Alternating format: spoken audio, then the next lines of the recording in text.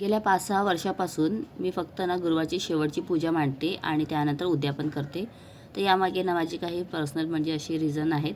तर ते तुम्हाला मी मोठ्या व्हिडिओजमध्ये नक्की शेअर करेन.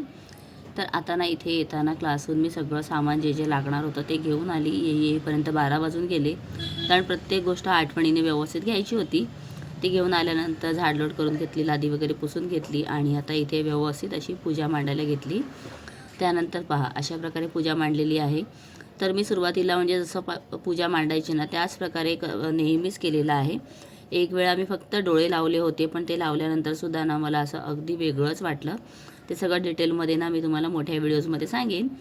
तर आता पूजा झाल्यानंतर ना थोडंसं शरबत बनवायला घेतलं, कारण हे शरबत आमच्यासाठी नसून हे ॲक्च्युली मी बनवत आहे तेजूसाठी, जे आमच्यासमोर राहते. आता तिची ना आम्हाला एवढी सवय झालेली आहे की जसं आमच्या घरातलीच मेंबर आम्हाला वाटते. सकाळपासून रात्रीपर्यंत तिची मस्ती चालूच असते. तर चला आता हे शरबत ना मी तिला जाऊन देते आणि पाहूयात शरबत मिळाल्यानंतर ती कशी प्रतिक्रिया देते.